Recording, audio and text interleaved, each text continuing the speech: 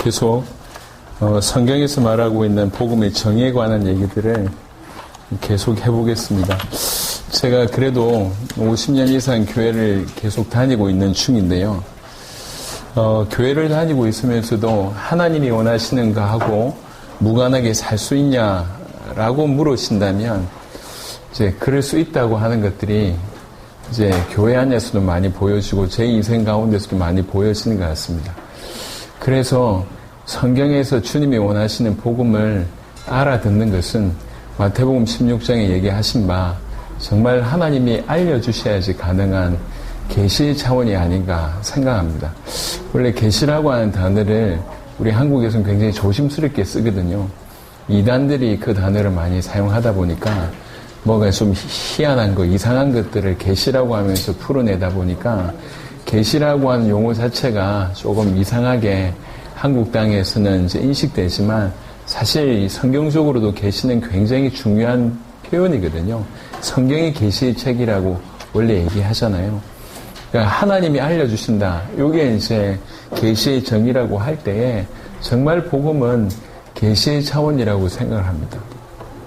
제가 목이 터져라 지금까지 그래도 한 30년 계속 복음을 전하고 있는데 어떤 분들은 정말 15분, 30분 만에 인생으로 알아듣는 분이 계세요.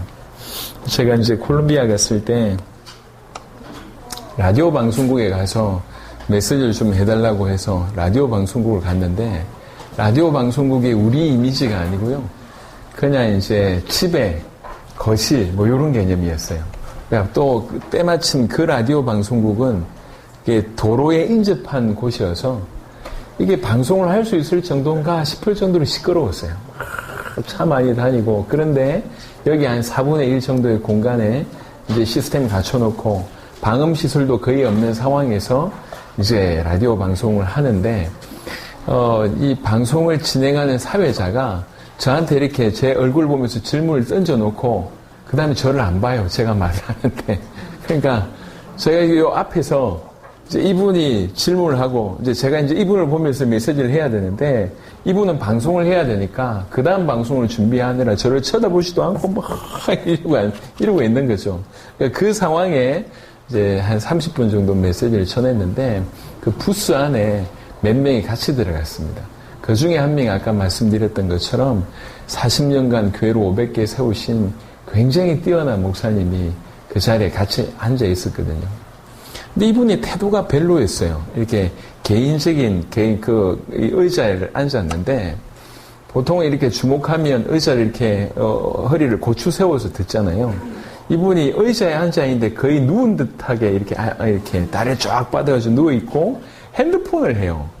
그러니까 부스 안에서 제가 메시지를 하는데 제 옆자리에서 다리를 길게 뻗고 누워가지고 핸드폰을 하는 거예요. 제가 너무 어이가 없어서 사회자도 저를 안 쳐다보고 그 다음에 콜롬비아 사람도 이렇게 누워있지 이렇게 너무 힘들어서 메시지를 해다가 쳐다봤다니까 이렇게 정신 차리라면서 쳐다봤는데 이분이 누워서 딴짓한 게 아니라 핸드폰을 한 게 아니라 메시지를 정리한 거예요. 딴에는 누워가지고 그러면서 30분 메시지가 끝나고 났을 때 나왔는데 부스를 나왔는데 이분이 따라오시면서 그렇게 표현했습니다. 이 메시지가 아니면 세계 살릴 메시지가 없습니다. 이 메시지라고 하면 전 세계 살릴 수 있습니다. 이렇게 고백을 하셨습니다. 이렇게 15분, 30분 안에도 이제 이렇게 받으시는 분이 있는가 하면 사실 계속 따라다니는 사람들임에도 불구하고 받지 못하는 분들이 계세요. 그래서 어떤 면에서는 굉장히 안타깝죠. 그래서 정말 복음은 계시라고 생각합니다. 하나님이 알려주셔야지 알 수 있는 거예요. 공부 많이 한다고 되는 게 아닌 것 같습니다. 그래서 오늘 이 시간에도 정말로 여러분들에게 그런 하나님이 직접 물론 메시지를 제가 전하지만 하나님이 여러분들의 마음을 열어주셔서 그냥 여러 개 중에 하나 아니면 알아야 될 정보 중에 하나로 받들지 않고 많은 사람들이 제가 갔는데요. 전부 자기 나라 힘들대요. 자기 나라 복음 전하기 좋은 나라라고 한 사람들 한 명도 없습니다. 전부 힘들대요. 저기 콜롬비아를 이렇게 이제 중남미 여러 나라를 가니까 중남미 힘들대요. 거기 이제 총기 소지가 이제 있고 갱들이 많고 이제 사람들이 아주 이렇게 열정적이다 보니까 안 좋은 쪽에도 열정적인 거예요. 예. 예. 그러다 보니까 막 힘들대요. 쿠바를 갔는데 쿠바는 공산권이라 힘들대요. 그런가 보다. 파키스탄 가는데 자기는 이슬람이라 힘들대요. 그러냐. 캐나다 가니까 자기들은 선진국이라 힘들대요. 미국에 가니까 개인적인 생활을 많이 해야 되니까 힘들대요. 제가 가본 모든 나라에 우리는 열려 있습니다. 우리는 복음 전하기 너무 좋은 땅이고 얼마든지 복음을 위해서 다 준비된 땅이라고 얘기한 곳 한 곳도 없었습니다. 모든 사람들이 힘들다고 얘기했습니다. 모든. 근데 그 모든 힘들다고 한 그곳에서 하나님이 역사를 하시더라고요. 예, 그래서 이게 사람의 능이면 힘든데 사람의 힘이면 힘이 드는데 그 사람 인생 전체를 송두리째 바꿀 수 있는 2000년간 그러 해왔고 실제로 그럴 수 있는 복음이라고 하면 가능하다는 거죠. 저희는 지금 이론으로 이론 앞에 선 게 아니라 2000년 전에도 진실이었고 지금도 일어나고 있는 사실을 들고 이 자리에 왔습니다. 그래서 문제는 딴 게 문제가 아니라 누가 바울처럼 복음을 받아들이는가. 사실 그 한 사람이면 그 지역 충분합니다. 복음이 약하지 않거든요. 예, 그 약하지 않는 복음을 제대로 받으면 그를 통해서 역사가 일어나는 거죠. 인도에 UPF라고 하는 단체가 있습니다.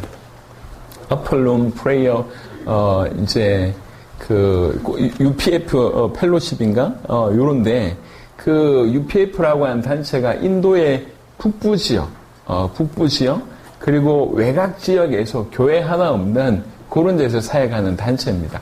이 UPF는 이제 우리 전 세계에서 미전도 종족 중에 제가 기억하기로는 거의 50%가 북인도에 있다고 하시더라고요. 북인도 쪽에 그런 게 굉장히 많아요. 여기에 전문적으로 사역하시는 단체입니다. 그러니까 여기 보면 주변에 보면 교회도 없어요. 그런 곳에 가서 이제 복음을 전하는 곳인데 UPF 단체의 어떤 리더격의 한 분이 이제 저희하고 만나신 거죠. 그러면서 이제 하시는 얘기가 펼치는 모든 사역이 본인들하고 너무 똑같아요. 예. 어떤 유익을 바라본 것도 아니고 단체를 만든 것도 아니고 그런데 이분들이 하시는 말씀이 모든 게 똑같은데 우리에게 없는 걸 가지고 있네요. 예. 우리에게 없던 성경 그대로의 복음이 우리에게는 없었는데 이게 정말로 필요합니다. 이러면서 이제 이 리더들이 이제 이렇게 받아들이기 시작했고 그 회장님 되시는 분하고 이제 온라인으로 만나시게 되면서 그리고 나서 이분이 더 확인하게 됐고 그래서 1년에 한 번 큰 모임을 하는데 이번에도 수천 명이 이제 온라인으로 모였을 때 이제 초청을 해주셔서 이제 제가 메시지를 하게 됐는데요. 그런 숨어있는 분들이 많더라고요. 그러니까 이런 분들이 그냥 딱 한 번, 정말 이 복음으로 우리 저 북인도 저기 교회 없고 한 번도 복음 못 들어본 저기를 살려야 되는데 지금까지 계속 그렇게 해왔는데 열심으로 했지만 뭔가 없다는 거예요. 어떤 단체를, 단체명은 제가 얘기를 못 하겠고요. 우리나라에서 가장 열정적인 선교단체 있습니다. 예. 예, 대충 아시겠죠? 예. 세 글자입니다. 그 단체에 오랫동안 사역을 갔다 오셨던 목사님께서 그런 얘기를 하셨어요. 우리가 열정도 있고, 방향도 있고, 열심히 뛰었는데, 막상 그 현장에 나가보니까 깨달았다. 우리에게 없는 게 뭔지, 우리에게 없는 것이 무기가 우리 손에 없구나. 열정도 있고 열심도 있고 막 가서 여러 그 모슬렘권부터 시작해서 그 나라에 가서 막 하고 왔는데 그 나라를 뒤집을 수 있는 그 사람들을 변화시킬 수 있는 그 무기가 참된 무기가 우리에게 없다는 것을 깨달았다. 예. 안 그래도 그렇게 알고 있었는데 그런 중에 이제 저희하고 만나셨음에 대한 얘기를 하더라고요. 여러분 우리가 어떤 단체나 조직이나 우리만의 특별한 잘 정리된 논리를 얘기하는 것이 아니라 성경이 요렇게 복음을 전했고 초대교회가 요렇게 복음을 전했습니다. 딱 이대로 했습니다. 여기에 가미할 게 전혀 필요 없습니다. 우리가 생각할 때 이 복음이 좀 모자란 것 같아서 잘 정리하고 잘 정돈하고 뭔가 가미시키는데 모자라지 않습니다. 이 복음이면 초대교회도 변화되었고 초대교회를 통해서 결국 로마가 복음화 되었던 것처럼 지금도 능히 가능합니다. 그래서 복음에 대한 사도 베드로와 사도 바울과 사도들에게 임했던 그런 참된 계시가 오늘 내일 동안에 그냥 공부하는 차원, 정리하는 차원을 넘어서서 참된 계시가 정말 여러분 가운데 있게 되기를 그리스도 예수 이름으로 축원합니다. 우리는 지난 시간에 바울이 뭘 복음, 어떤 복음을 전했는지에 대한 얘기를 했습니다. 자, 오늘은 지금 이 시간에는 바울만 그러했는가? 그렇지 않다는 거죠. 사도행전 2장 36절에 보시면 사도행전 2장은 여러분 잘 아시듯이 성령이 이제 강림한 사건이잖아요. 성령이 강림한 그 사건에 이제 유대인의 명절 기간이다 보니까 이제 여러 유대교, 그러니까 이제 유대교에 이렇게 흩어져 있는 헬라파의 유대인들이 여러 지역에서 명절 지키기 위해서 왔는데 최소 사도행전 2장을 보면 15개국 이상이 모였던 것 같습니다. 그때 주의 성령이 임하셨는데 120명의 사람들을 통해서 방언이 이제 터지기 시작합니다. 근데 이때 방언은 지금 우리가 이해하는 그런 차원이 아니라 완전 다른 말의 어떤 방언이 열린 거죠. 이런 방언은 정말 사모됩니다. 공부 안 했는데 영어 방언이 나오고 불어 방언이 나오고 얼마나 좋겠습니까? 어떤 그런 일이 벌어진 거죠. 그래서 하나님 나라의 큰 일을 말하게 되니까 이때 시간이 오전쯤이었던 것 같습니다. 그러니까 사람들 중에 어떤 사람은 저 대낮부터 술 취했다면서 비난하는데 몇몇 사람들은 야, 우리가 어떻게 이 유대 땅에 와서 우리의 말로 하나님 나라의 큰 일을 행함을 이렇게 듣냐? 이 너무 놀랍다. 이러고 있을 때 베드로가 일어나서 한 번에 이제 설교를 하게 됩니다. 그 한 번의 설교로 우리가 아시듯이 3,000명이 돌아오는 일이 벌어집니다. 이전 성경에는 그 3,000명이 제자라고 표현했습니다. 한 번의 설교로.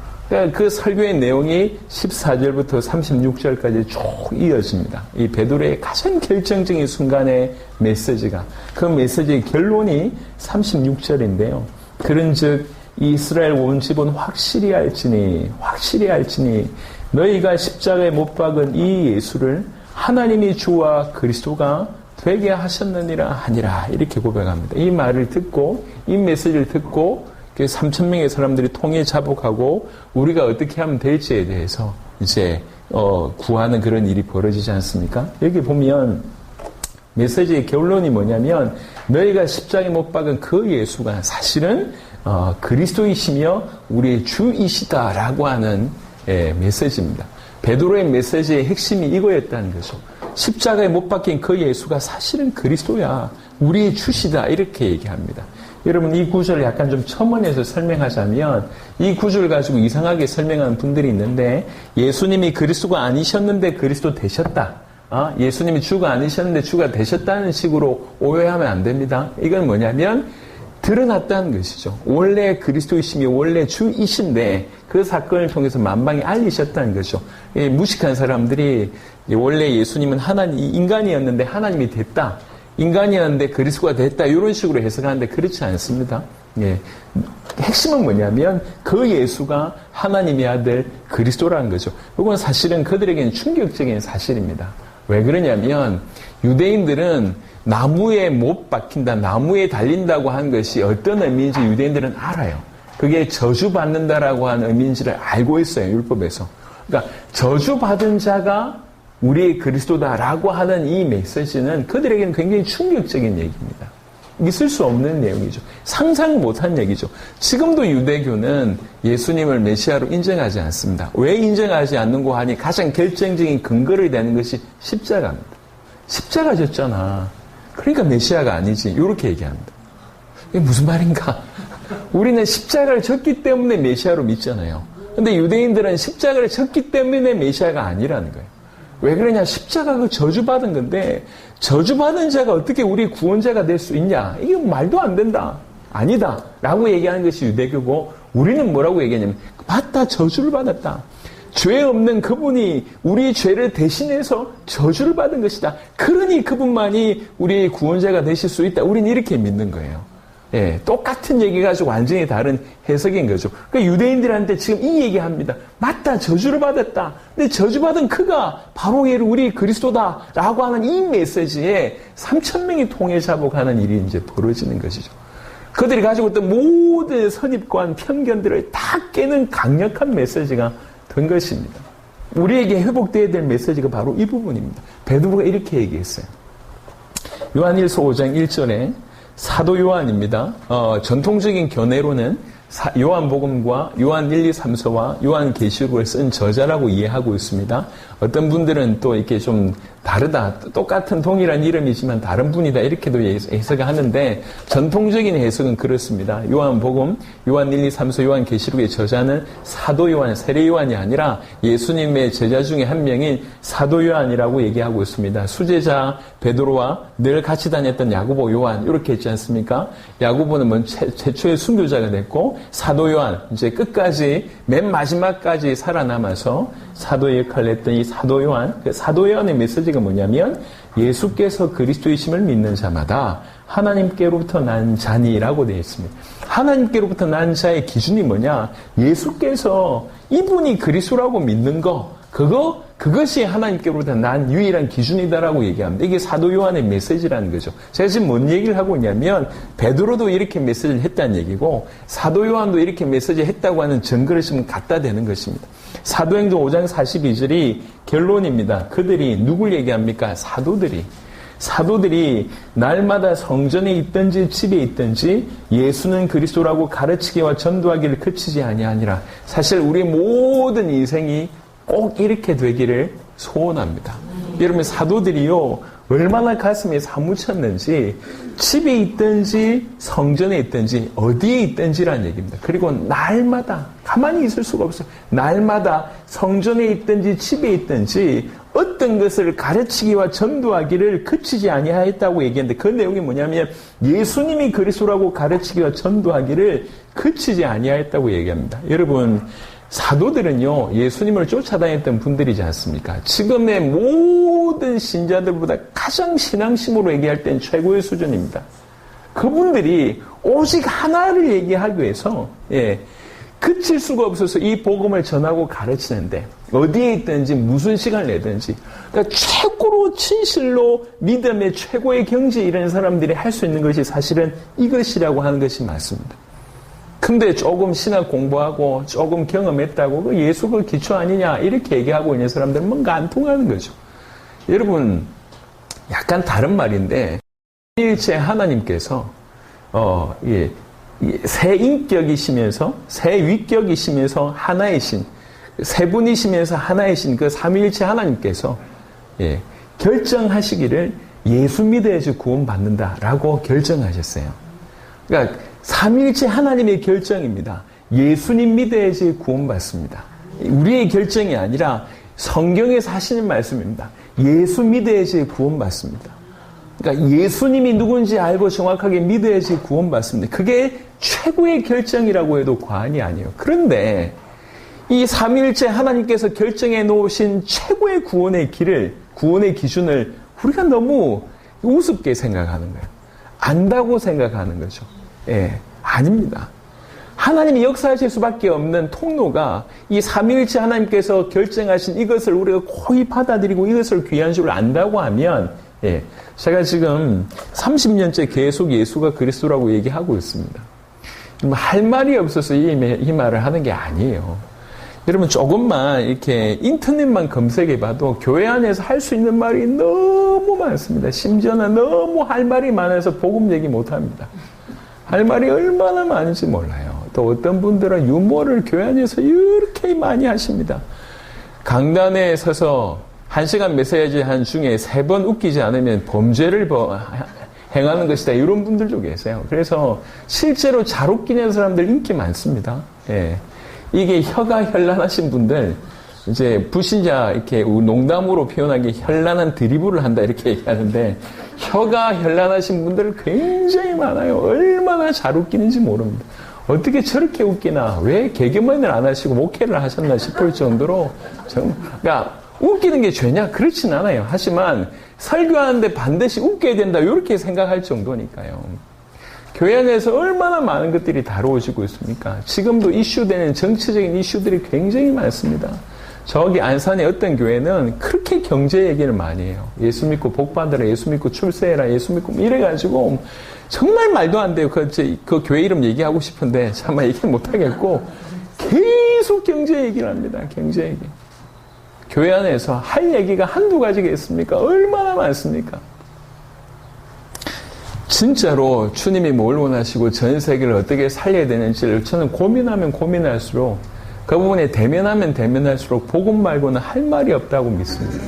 복음. 그 복음 안에 모든 것이 다 들어있습니다. 복음을 통해서 모든 것이 형성되고 그 복음의 바탕하에서 모든 것이 지어져야 됩니다. 그런데 이 중요한 복음에서 점점 멀어지고 있다고 하는 것이 안타까운 일입니다. 여러분, 예수님의 제자들은 예수님을 가장 옆에서 보신 분들입니다. 하나님을 잘 믿는 분이고 예수가 누군지 아시는 분들입니다. 이분이 어떻게 보면 지구상 최고의 믿음의 최고의 수준이라고 해도 과언이 아니잖아요. 그분들이 뭐 했냐? 그들이 날마다 성전에 있든지 집에 있든지 어느 때든지 어느 곳에서든지 예수는 그리스도라고 가르치기와 전도하기를 그치지 아니하니라. 그칠 수가 없어요. 저는 정말 사모하는 게 저와 우리의 교회가 또 여러분들이 이런 삶을 살았으면 좋겠습니다. 행위를 했다는 얘기가 아니요. 그렇게 사무쳤다는 거죠. 마음에.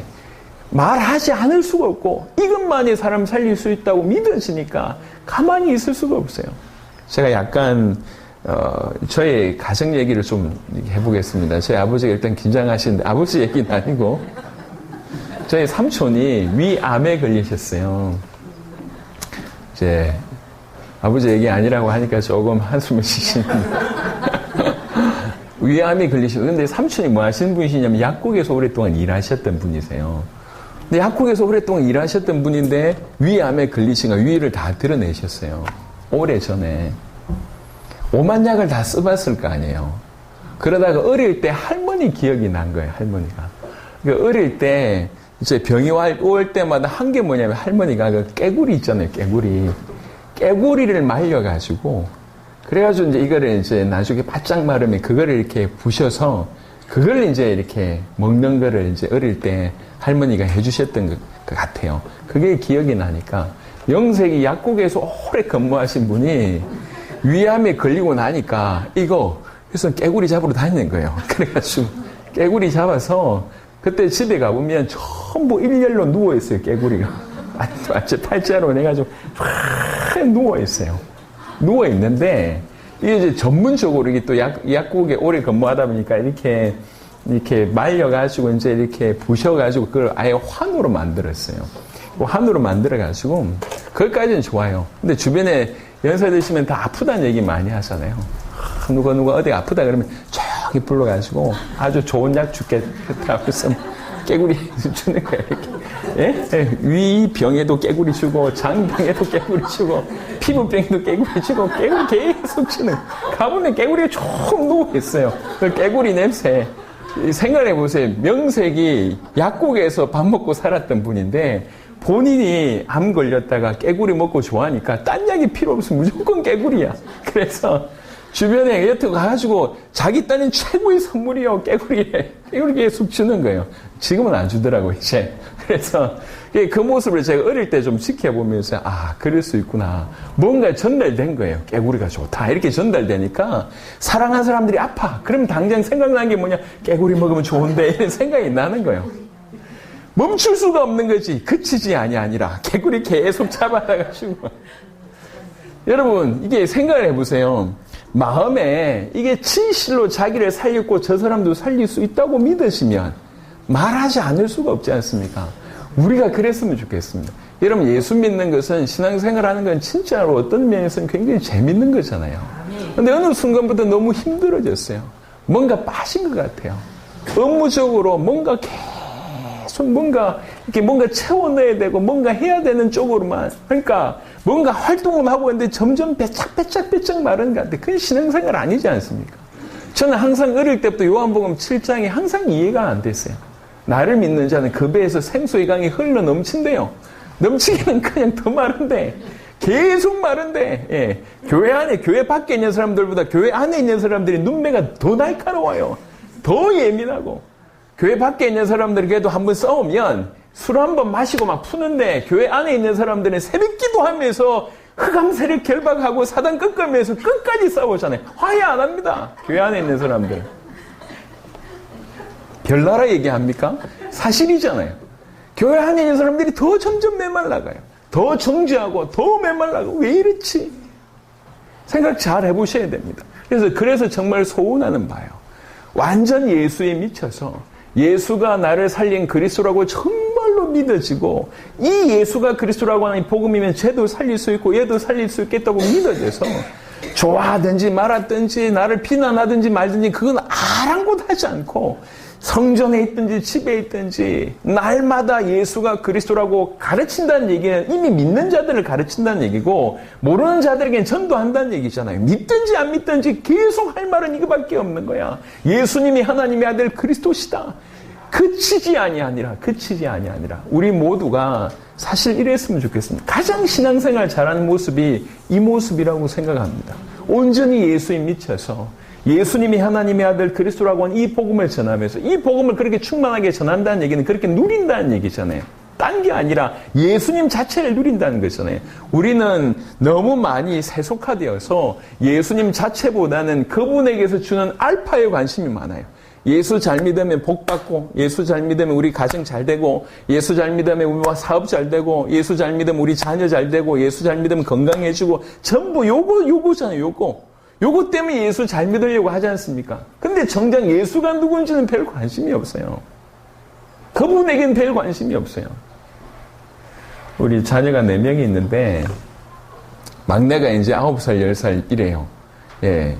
그러니까 이제 철없는 아이들은 아빠가 오면 이제 아빠 손에 뭐 들렸냐, 요게 관심이 많은 거지. 지 아빠가 무슨 사람인지 별 관심이 없어요. 아빠 손에 오늘은 통닭이 들렸고, 오늘은 뭐 도너스가 들리고, 이게 좋은 거지.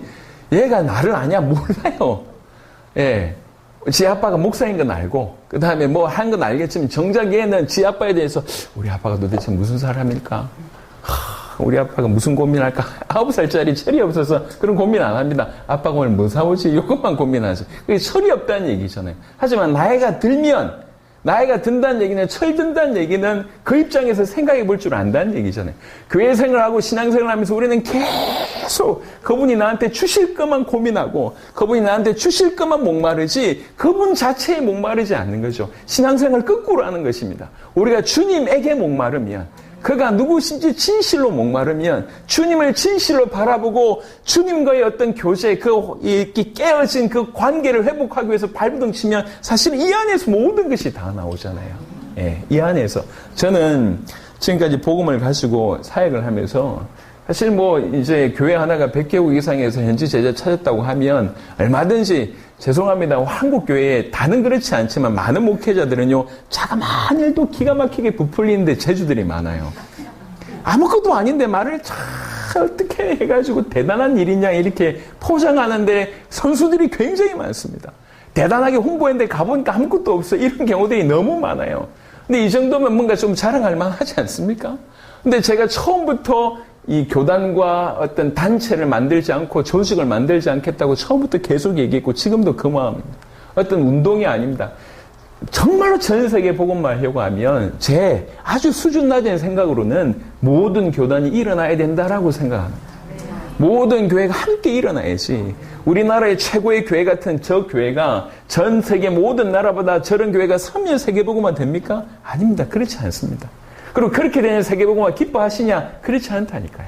모든 크거나 작은 교회, 교단, 단체들이 한꺼번에 일어나서 세계복음화 이걸 기뻐하지 않습니까? 전 세계 같이 일어나야 될 거 아니에요. 그래서 벽을 없앤 겁니다. 아예 우린 단체를 만들지 않게. 어떻게든 복음만 전달되게 하고 주님 다시 오심이라고 하는 선명한 방향만 같이 보게 하고 그걸 위해서 서로 협력한다고 하면 얼마든지 가능하겠다. 그런 마음으로 뛰어왔고 그런 하나님께서 그 증거들을 계속 주시고 계십니다. 감사한 일이죠. 그걸 진짜로 원해야 된다고 저는 개인적으로 생각을 합니다. 뭘 원합니까? 우리가 한때는 정말 주님의 뜻을 위해서 주신 교회를 잘 섬기는 거, 이건 너무 귀한 일입니다. 믿음의 선배들이 교회 부흥을 위해서 목숨을 걸었잖아요. 귀한 일입니다. 하지만 중요한 건 교회만을 위해서라고 얘기할 때 문제가 됐던 겁니다. 이게. 당연히 교회를 섬겨야 되지만 이 교회와 함께 우리 바라봐야 될 이 나라의 민족과 전 열방을 같이 품고 같은 교회로 같이 나가야 되는데 교회 부흥이 목적이 돼버렸어요. 전 인생을 그래서 그냥 교회 부흥이에요. 근데 교회 부흥됐는데 그 앞에 있는 목회자가 세습하고 앉아있고 그 목회자가 또 이상한 일을 벌이고 그래서 자기 인생을 들여서 교회가 크게 부흥됐는데 그 나중에 교회가 쪼개지고 문제가 이게 어떻게 됩니까? 그 인생 자체가. 예. 교회를 위해서 자기 인생 등과 가치 있는 일입니다. 하지만 뭔가를 주님이 정말 기뻐하시는 우리 세계복음화와 민족복음화와 우리나라 전체를 살리는 이런 부분들에는 굉장히 등한시한 거예요. 우리의 초점을 잃어버린 것이죠. 그래서 지금 그 결과가 이렇게 돼버렸습니다. 이렇게 돼버렸습니다. 더 이상 우리가 해왔던 대로 조금 더 열심히 해서는 될 일이 아니에요. 좀 더 열심히 해야 되는 것이 아니라 뭔가 잘못된 부분이 있다고 하면 방향 전환을 해야 되는데 복음으로 성경으로 돌아가야 됩니다. 사도행전 5장 42절이 우리 인생이라고 하면 누가 가장 신앙심이 좋고 누가 가장 높은 신앙이냐고 얘기할 때 사도들이라고 얘기해도 우리가 과언이 아니잖아요. 가장 최고의 정점에 이르렀던 분이 이분들이잖아요. 이분들의 삶을 우리가 살아야 된다고 할 때 이분들의 삶의 요약하면 이겁니다. 그들이 날마다 성전에 있든지 집에 있든지 예수는 그리스도라고 가르치고 전도하기를 그치지 아니하니라. 이런 삶, 더 중요한 건 이렇게 살 수밖에 없는 그 충만한 은혜, 그 복음, 그 믿음, 이게 정말로 부럽고 그렇게 되었으면 좋겠습니다. 우리 모두가. 복음이 부족한 게 아니에요. 그래서 부족하기 때문에 뭔가 채워내야 되고 뭔가 다른 걸 정리해야 된다고 생각하지 마십시오. 복음 자체가 완벽합니다. 더 중요한 건 이 복음을 계속, 이 위대한 복음을 우리가 계속 알아가는 쪽으로 하는 것이 가장 지혜롭습니다. 이게 기초니까 다른 게 필요한 것이 아니라, 기초가 아니라 보면 너무 어마어마한 거예요. 알아가는 삶이 되어야 되겠습니다. 그래서 저는 이제 이 묵상하면서 사도행전 5장 42절 이렇게 살았던 사도들이 얼마나 행복했을까 이 생각이 드는 거예요. 그렇지. 얼마나 행복했을까. 이럴 수밖에 없고 이렇게 되어지는 그 삶. 여러분 신경 써야 될 게 너무 많습니다. 신경 써야 될 게 너무 많다 보니까 복음에 신경을 쓸 겨를이 없어요. 그래서 10년 전이나 20년 전이나 지금이나 똑같아요. 신앙생활 수준이 거의 비슷비슷해요. 뭔가를 한다고 하는데 복음 자체에서는 깊이가 없어요. 메마른 인생이 되는 것이죠. 여러분 복음 자체가 너무 커서 이렇게 될 수밖에 없는 은혜가 있기를 바랍니다. 자, 제가 지금까지 여러분에게 무슨 말씀을 드렸냐면 사도들이 전했던, 우리가 너에게 전했던 그 복음, 바울이라고 하는 그 표현을 바울이 뭘 전했는지 살펴봤고 이제 사도들이 뭘 전했는지를 살펴봤습니다. 베드로와 요한과 그리고 사도들. 자, 그러면 사도들만 했다고 하면 사도 시대에 끝났는데 그게 아니라 사도들을 통해서 모든 초대 교회가 그러했다라고 하는 것은 결정적인 증거를 얻게 된다고 하면 바로 우리도 그렇게 살아야 된다는 것이죠. 자, 오늘 이제 프린트물 보기 전에 한 구절 보겠습니다. 사도행전 2장. 사도행전 2장 42절 한 절만 보겠습니다. 사도행전 2장 42절에 이렇게 되어 있습니다. 그들이 누굴 얘기합니까? 구원받은 모든 사람들입니다. 그들이 사도의 가르침을 받아 서로 교제하고 떡을 떼며 오로지 기도하기를 힘쓰니라 라고 되어 있습니다. 모든 초대교회 성도들이 당연하게 사도의 가르침을 받았다고 얘기합니다. 그리고 서로 교제했다. 교제했다는 얘기는 그냥 단순하게 뭐 이렇게 좋은 시간 보냈다는 얘기가 아니고 복음의 교제를 얘기하는 겁니다. 교제하고 떡을 뗐다는 얘기는 주님을 기억하면서 성만찬했다는 얘기입니다. 그리고 오로지 기도하기를 힘썼다고 얘기합니다. 여기에 사도의 가르침, 사도가 뭘 가르쳤을까요? 사도의 가르침이 이렇게 지금 우리가 훑어본 바로 얘기하면 이분들이 뭘 얘기했겠냔 말이에요. 자, 그래서 사도행전 18장에 오늘 이제 교재에 보면 18장 24절부터 28절에 이렇게 살았던 것이 사도들 뿐만이 아니라 초대교회가 다 이렇게 살았다고 하는 것에 대한 결정적인 증거입니다. 24절부터 28절에 알렉산드리아에서 난 아볼로라는 유대인이 에베소에 이르니 이 사람은 은변이 좋고 성경에 능통한 자라 그가 일찍이 주의 도를 배워 열심으로 예수에 관한 것을 자세히 말하며 가르치나 요한의 세례만 날 따름이라. 그가 회당에서 담대히 말하기 시작하거늘 브리스길라와 아굴라가 듣고 데려다가 하나님의 도를 더 정확하게 풀어 이르더라. 여러분 아볼로라고 하는 사람은 대단한 사람입니다. 성경에 능통하고 언변이 좋다는 얘기는 이제 말을 잘한다는 얘기잖아요. 근데 이제 원어로 좀 보면 이제 언변이 좋다고 하는 표현 중에 또 한 구절이 어떤 의미가 있냐면 학식이 높고 이렇게 포함되어 있습니다. 그냥 말만 잘하는 것이 아니라 등계 많은 사람이에요. 성경에도 능통하고 많은 걸 공부했고 게다가 언변까지 말까지 기가 막히게 잘해요.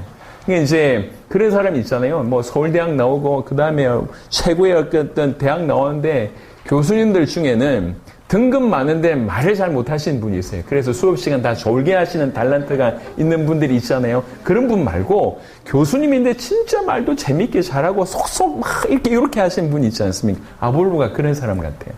그런데 게다가 열심도 있는 거예요.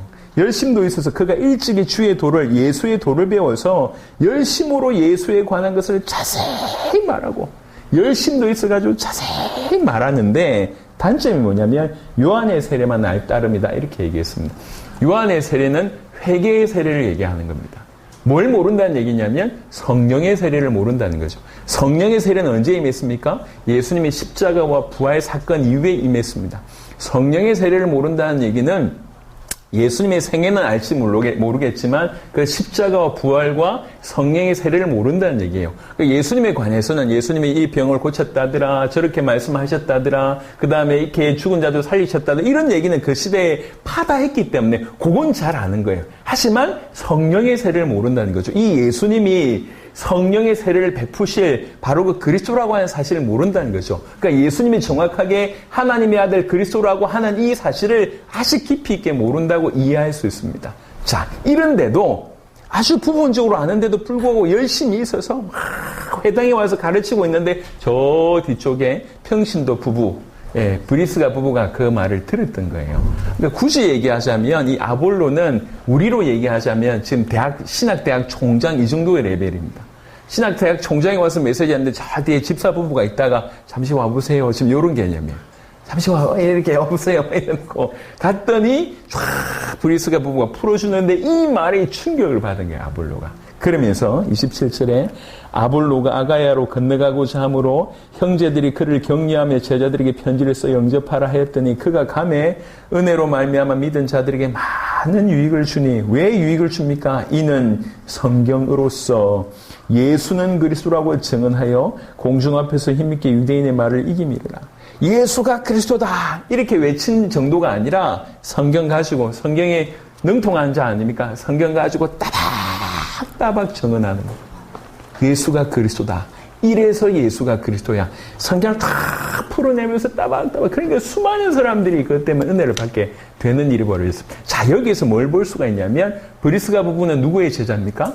바울의 제자입니다. 자, 1대가 바울이고 2대가 브리스가 부부고 3대가 아볼로가 되고 4대가 아볼로를 통해서 유익받은 아가야의 많은 사람들입니다. 자, 이해되시죠? 요게 예컨대 이게 초대교회 모습이라고 볼 수가 있는 거예요. 사도들의 가르침을 받았던 초대교회가 입 딱 다물고 절대로 예수가 그리스도라고 얘기하면 안 돼. 이럴 리는 만무할 거 아니에요. 그리고 그들에게 최고의 충격이 뭡니까? 예수가 그리스도라고 하는 것이 그들에게 최고의 충격입니다. 예수님이 그리스도로 이 땅에 오셨구나. 하나님의 아들이시구나. 그분만이 우리의 주가 되시구나. 라고 하는 것들이 일생일대 최고의 주제가 됐고 메시지가 된 거죠. 그러니까 사도들뿐만 아니라 초대교회도 그래서 그런 믿음을 가지고 있기 때문에 그 시대에 예수님을 그리스도로 믿으면 이미 출교당하는 시대인데도 목숨을 걸었습니다. 요한복음 9장 잠시 보겠습니다. 신약성경 요한복음 9장 22절입니다. 요한복음 9장 22절입니다. 요한복음 9장 22절 우리 함께 읽어보겠습니다. 그 부모가 이렇게 말한 것은 이미 유대인들이 누구든지 예수를 그리스도로 시인하는 자는 출교하기로 결의하였으므로 그들을 무수함이라. 아멘. 출교가 몇 단계가 있는데요. 그 중에 가장 큰 징계로서의 출교는 뭐냐면 유대 사회는 정치, 경제, 종교 공동체입니다. 그래서 만약 출교가 결정이 나면 이 공동체에서 쫓겨난다는 거죠. 쫓겨나기 때문에 뭘 못하냐면 일단 거래를 못해요. 물건을 사거나 물건을 팔 수가 없어요. 생업을 못합니다. 어떤 취업을 할 수 있냐 못합니다. 자녀 교육 못 시킵니다. 예. 그런 일이 벌어지는 거예요. 지금 이제 파키스탄에 가면 주민등록증에 종교를 기입해요. 주민등록증에. 그러니까 주민등록증에 기독교 이렇게 기입하잖아요. 좋은데 취업을 못해요. 예. 할 수가 없어요. 그리고 이제 아버지가 이제 이렇게 크리스찬이다. 이렇게 돼 있으면 자녀들도 좋은데 학교를 갈 수가 없어요. 구른 안경입니다. 이해를 하시겠죠? 무슨 말씀인지. 예수님을 그리스도로 믿으면 출교하기로 이미 결정을 했대요. 그런데도 불구하고 초대교회에 점점 많은 사람들이 모여들기 시작합니다. 목숨 걸고. 왜 그렇습니까? 예수님이 그리스도라고 믿어졌기 때문에. 예, 이분들 통해서 구원받을 수 있겠다고 믿어졌으니까 그런 은혜, 그런 발견이 이 사람 인생을 완전히 바뀌었습니다. 그래서 환경은 확실히 어렵습니다. 여러분, 지금보다 로마 그 시대, 그때가 훨씬 어렵습니다. 이해하시잖아요. 초대교회가 모든 면에서 어렵습니다. 모든 면에서 박했는데 그때 되었다니까요. 그때도 복음화가 되었다니까요. 그때도 복음화가 되었다고 하면 복음이 문제가 아니고 복음을 어떻게 받았느냐, 복음 받은 사람이 문제라는 거죠. 그래서 그때처럼 우리가 이 복음에 반응 보이고 이 복음을 그때처럼 받는다고 하면 오늘 이때도 얼마든지 가능하다 이렇게 생각합니다. 그래서 지난 저희가 본격적으로 해외를 나간 지가 만 10년 됐는데요. 만 10년 만에 100개국의 현지인들이 일어난 걸 봤습니다. 교회 하나가 이런 일을 했습니다. 저희 교회가 크지 않아요. 예, 대단한 능력이 없습니다. 예, 그럼에도 불구하고 하나님 하신 걸 봤습니다. 왜 제가 이 자리에 섰냐면 같이 하자는 거예요. 같이. 이 일은 한 교회가 해야 될 게 아니라 모두가 일어나야 될 것이기 때문에 모두가 일어나야 될 것이기 때문에 복음이면 충분합니다. 그러니까 그냥 우리 구원받기에 충분하다 이걸 넘어서서 전 세계를 100만 번이라도 살릴 수 있습니다. 그게 복음의 능력입니다.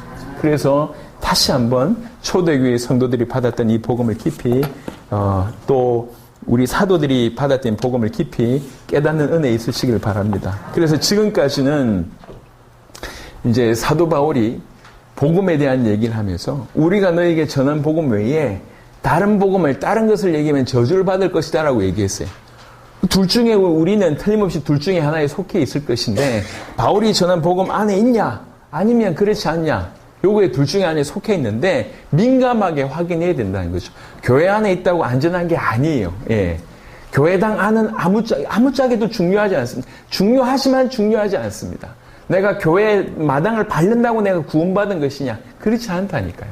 올바른 복음하에 우리가 든든하게 서야 됩니다. 그래서 교회는 사실 올바른 복음 안에 설 수 있도록 안내하는 역할들을 교회가 당연히 해야 되겠죠. 그래서 사도 바울은 이것에 대해서 굉장히 예민한 선을 가지고 있었습니다. 이게 진짜라고 하면 우리도 그러해야 된다는 거예요. 예민하게. 바울이 전한 복음이 뭐냐 쭉 살펴봤고 바울뿐만 아니라 사도들이 뭘 전했느냐 살펴봤고 사도들뿐만 아니라 모든 초대교회가 그랬다라고 하는 것을 우리가 살펴봤습니다. 자, 그리고 약간 다른 각도로 성경의 기록의 목적에 관한 얘기를 보시겠습니다. 요한복음 20장 31절에 오직 이것을 기록함은 너희로 예수께서 하나님의 아들 그리스도이심을 믿게 하려 하며 또 너희로 믿고 그 이름을 힘입어 생명을 얻게 하려 합니다. 제가 개인적으로 전 세계에 가장 많이 전한 구절이 있다고 하면 요한복음 20장 31절입니다.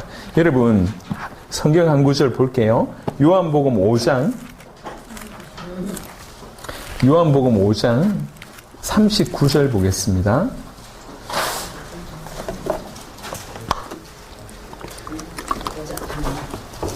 요한복음 5장 39절. 자, 우리 같이 한번 읽겠습니다.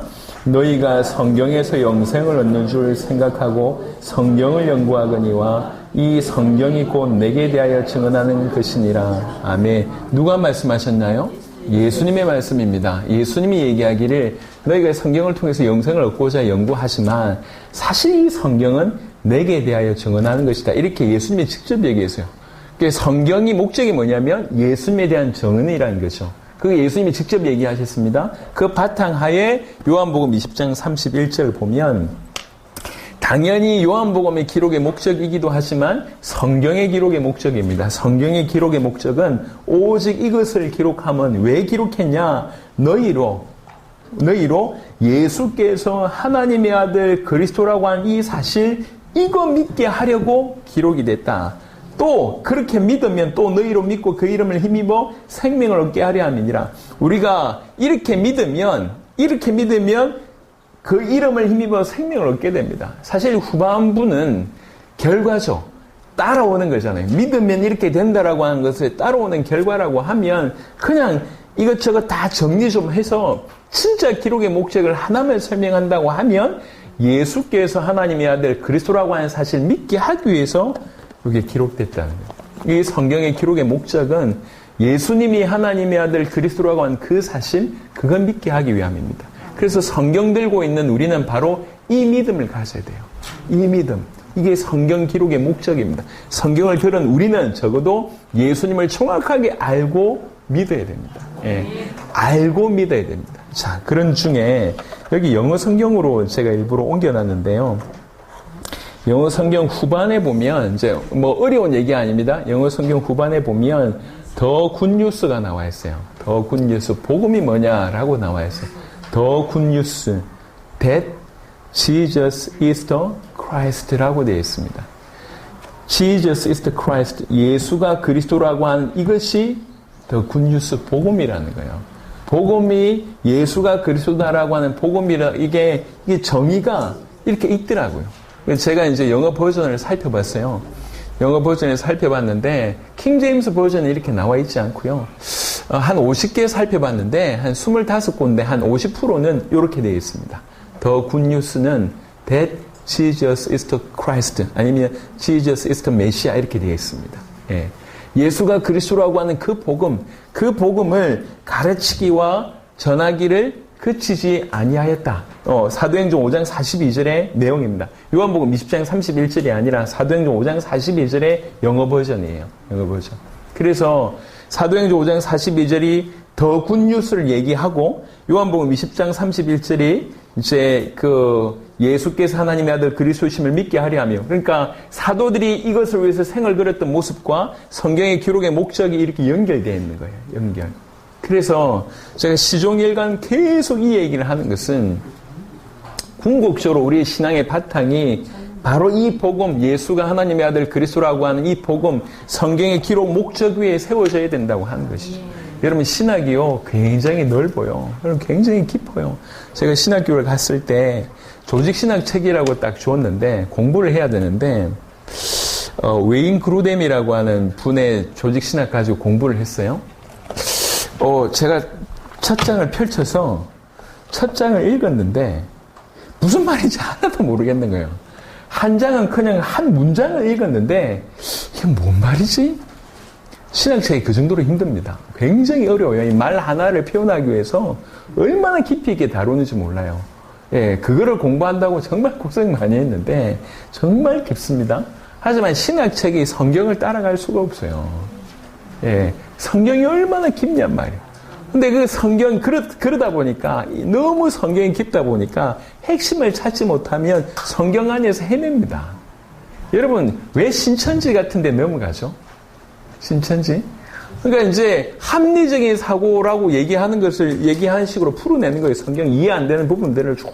또 비유풀이 해가지고 산은 어떤 뜻이고 물은 어떤 뜻이고 이렇게 딱 용어 정리해가지고 어떤 구조를 하면 도무지 풀리지 않던 것들이 풀려져 나가는 것처럼 보이거든요. 그래서 뭐 여러분 성경 들고 이단들이 얼마나 많습니까? 성경 들고 사이비가 얼마나 많습니까? 요즘에 판을 치고 있는 게 신천지뿐만 아니라 저 안상홍 있잖아요.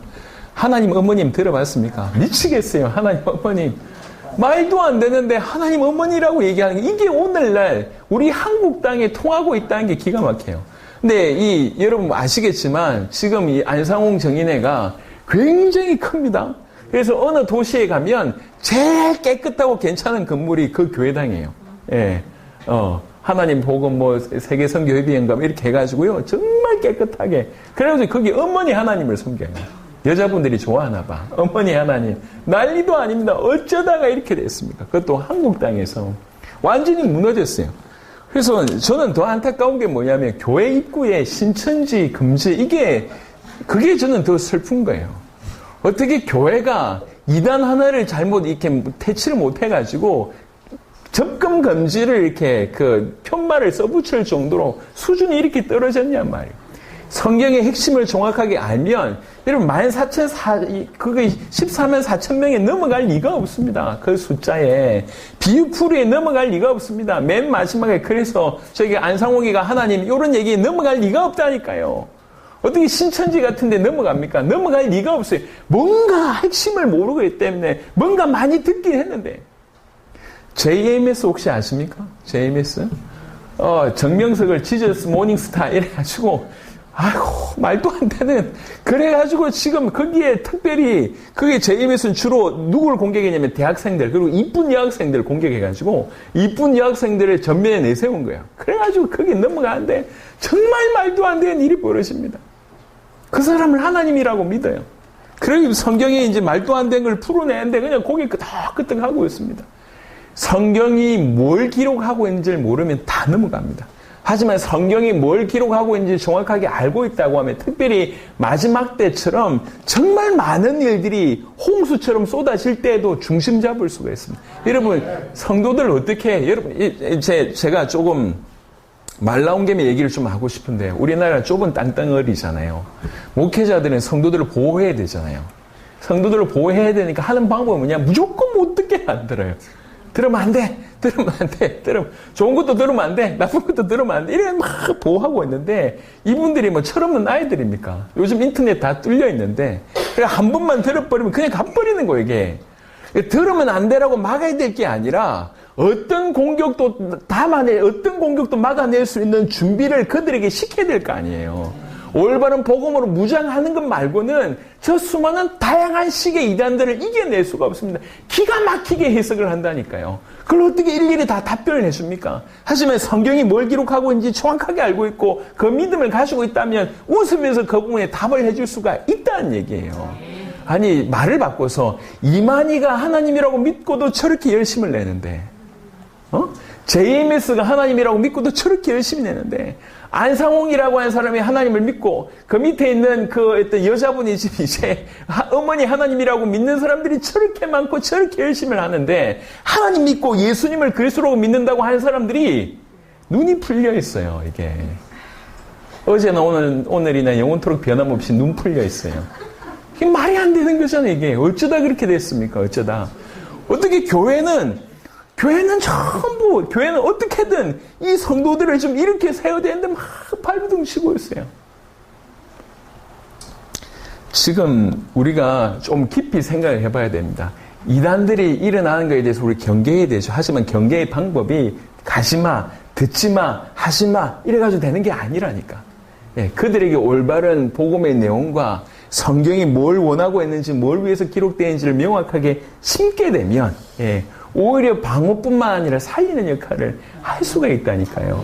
할 수가 있습니다. 진도는 나가야 되겠고 할 말은 많고 자, 2강을 하겠습니다. 이제 오늘 조금 진도가 좀 늦게 되는 건데 죄송합니다. 자, 이제 그러면 예수님이 하나님의 아들 그리스도라고 하는 것이 복음이고 이것이 성경의 기록의 목적이라고 하면 이 말이 뭔 말인지 알아들어야 될 거 아니에요.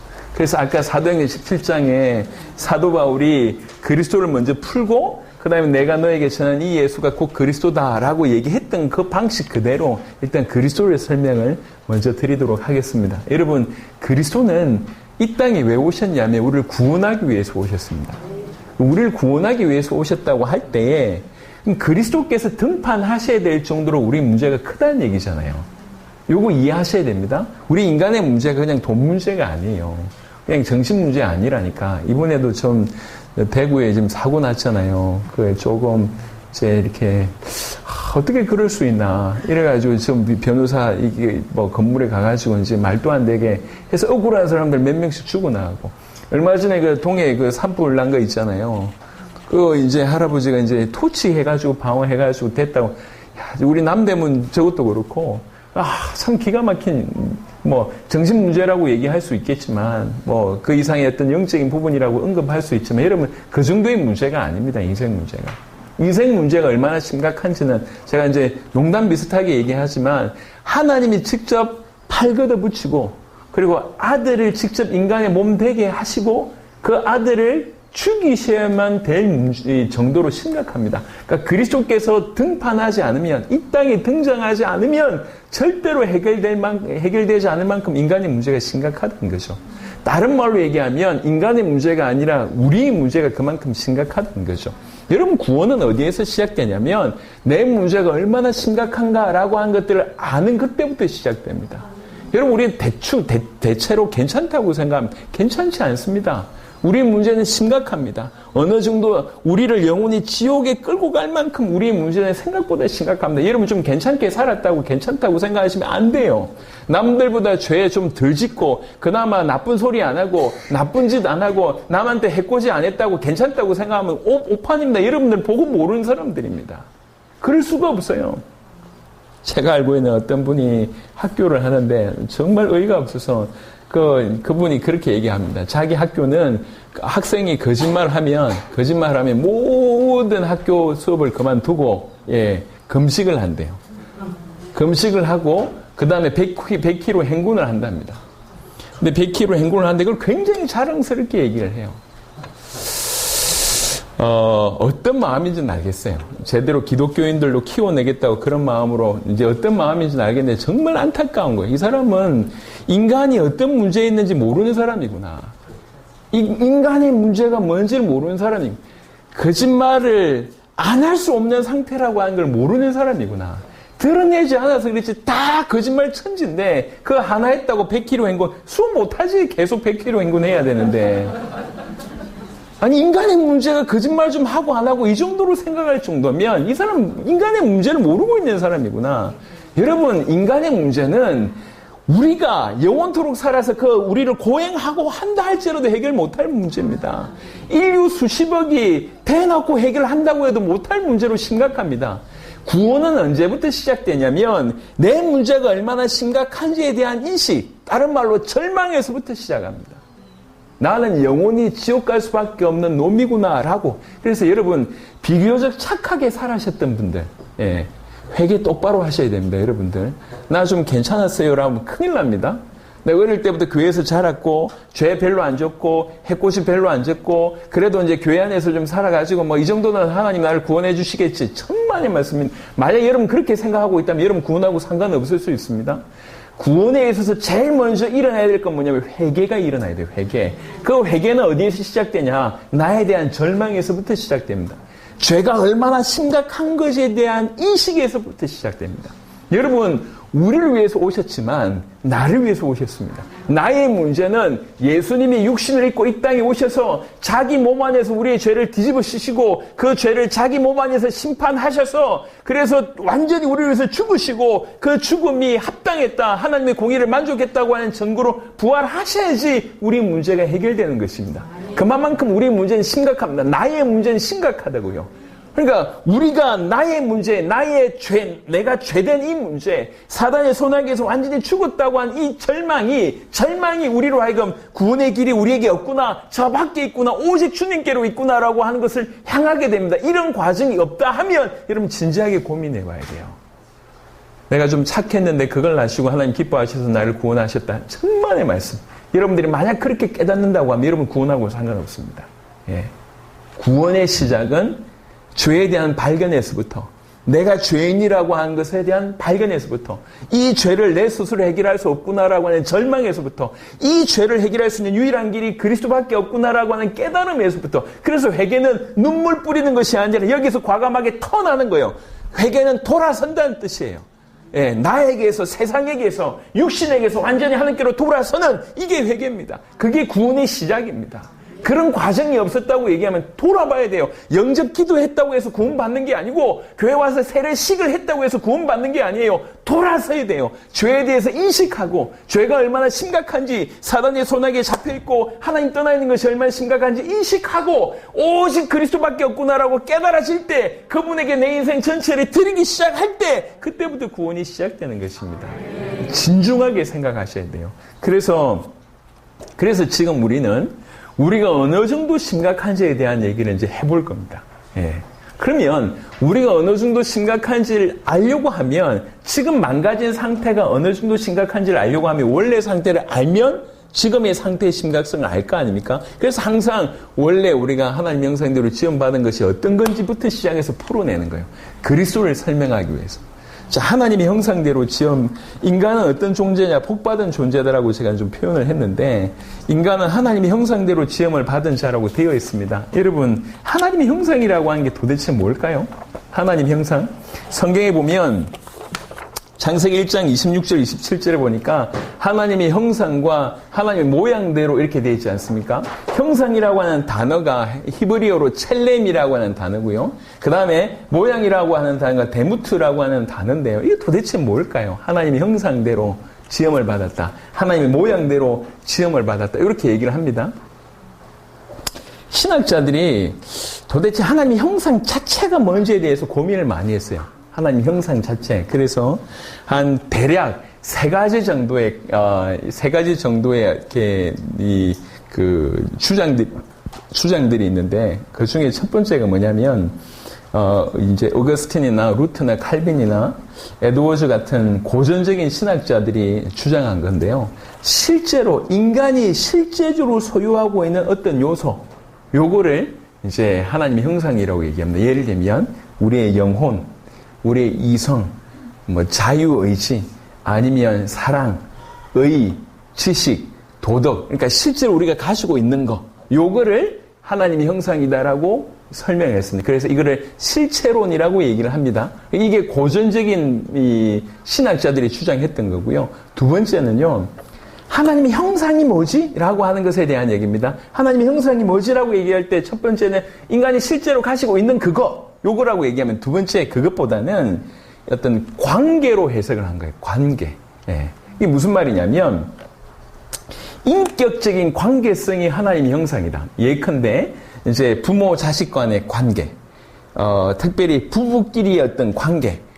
그래서 이 관계를 맺을 수 있는 능력, 또 그런 관계를 이루고 있다고 하는 요것 자체가 이게 하나님의 형상이다.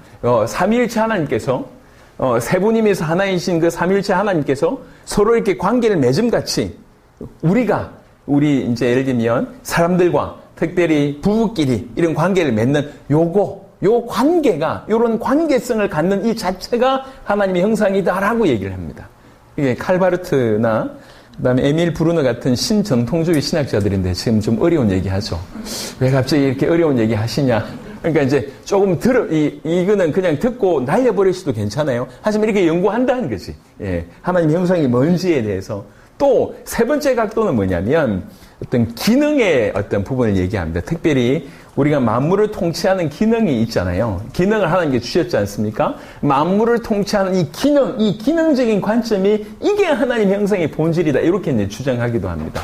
하나는 인간이 실제로 가지고 있는 거, 하나는 인간이 관계하는 어떤 관계론, 또 하나는 인간이 하고 있는 어떤 기능적인 측면들, 요걸 하나님 형상으로 얘기를 하는데 사실 이게 따로따로 떨어져 있지만 이 세 가지가 총체적으로 있는 것이 하나님의 형상이 아닌가 생각을 합니다.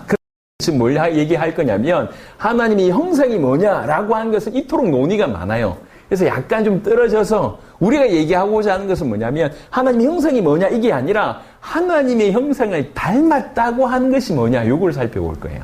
약간 다르죠. 무슨 말인지. 예. 예를 들면 이제 제 4명의 아이가 있는데, 저 뒤에가 첫째 딸이고 4명의 아이가 있는데, 정말 감사하게 다 저를 닮았어요. 할렐루야. 저는 감사합니다. 우리 와이프를 닮으면 더 이뻤을 건데, 저를 닮아서. 하여튼, 그럼에도 불구하고, 딸은 이쁘고 아들들은 잘생겼다, 이렇게 제가 위로하고 있습니다. 그런데, 이 아들들이, 우리 특별히 막내 아이 같은 경우에는, 막내 아이가 가지고 있는 어떤 특성, 이렇게 얘기할 때는 많은 얘기를 할 수가 있을 거 아니에요. 요즘, 얘는 태어날 때부터 허벅지가 두꺼웠어요. 어릴 때 뱃속에서부터 이렇게 운동을 많이 해서 얘가 지금 장난 아닙니다. 그래서 우리 넷째 아이를 평가할 때 허벅지가 두껍다, 말이 많다, 얘기 다 할 수 있는데, 그것 말고, 이 넷째가 나를 닮았다. 넷째가 조헌이라고 아는 애가 조성욱을 닮았다고 얘기할 때 의미하는 바가 있잖아요. 아들이구나. 아니면 이렇게 성격도 닮았겠구나. 아니면 뭐도 그렇겠구나. 이해하시겠죠? 하나님의 형상이 뭐냐라고 하는 거하고 하나님의 형상을 닮았다고 하는 것이 뭐냐, 이거 약간 다른 각도예요. 그러니까 하나님의 형상이 뭐냐라고 하는 얘기는 너무 많이 얘기할 게 있다는 거지. 아까 얘기했듯이 실체론, 기능론, 관계론부터 학자들마다 의견이 다른데 그거 일단 내놓고 이렇게 내려놓고 인간이 하나님의 형상을 닮았다. 그게 뭐지? 이런 각도로 이제 정리한 겁니다. 적어도 그래도 하나님을 닮았다는 얘기는 하나님이 영이시니까 인간이 영적인 존재구나.